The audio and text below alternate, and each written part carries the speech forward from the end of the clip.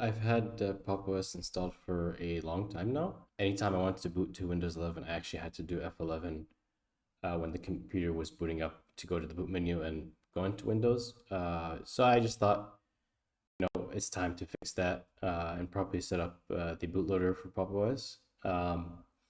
It's going to be a little bit different because Pop! OS uses its own bootloader and not Grub. So I've put together some uh, I put together notes on my journey on how to do this. So we can go through these together. The first step is we want to check our partitions. So you want to identify two main things: the Windows EFI partition and the Pop! OS EFI partition.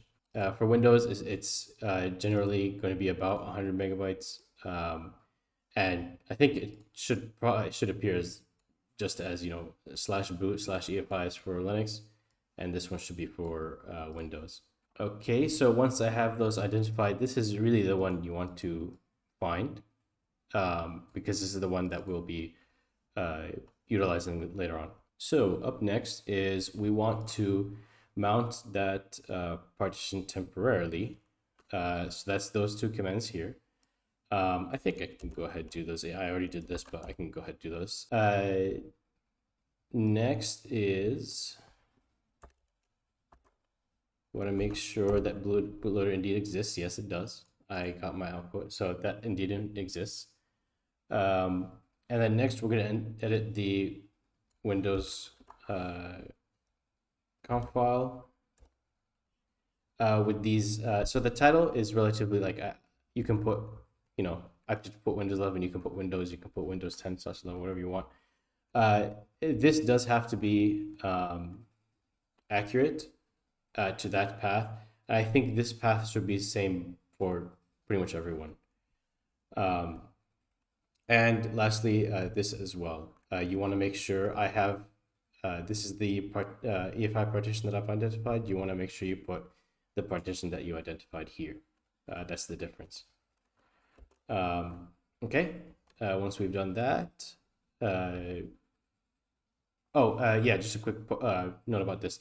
This part right here is, we're going to leave this to the side for a second. We will come back to this. I'll come back to this in a second.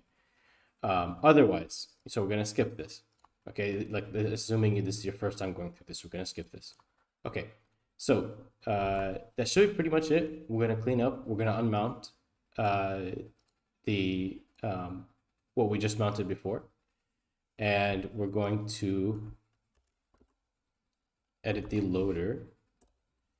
Originally, when you edit this file for the first time, I think there's just going to be this line.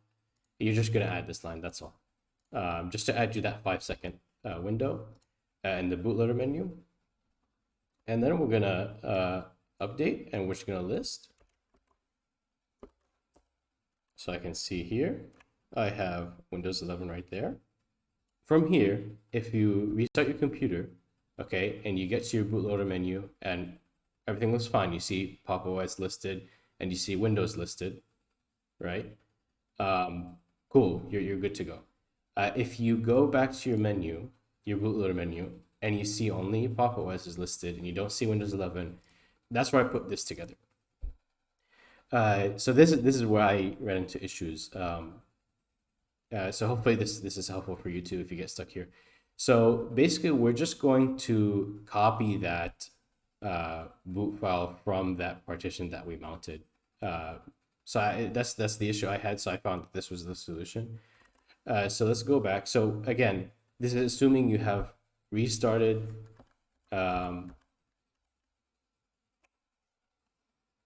Oh, I did not do this. Okay. So this is assuming you have restarted, right? You did this entire procedure, you've restarted, and you know it still hasn't worked. All right, so we're going to repeat the process.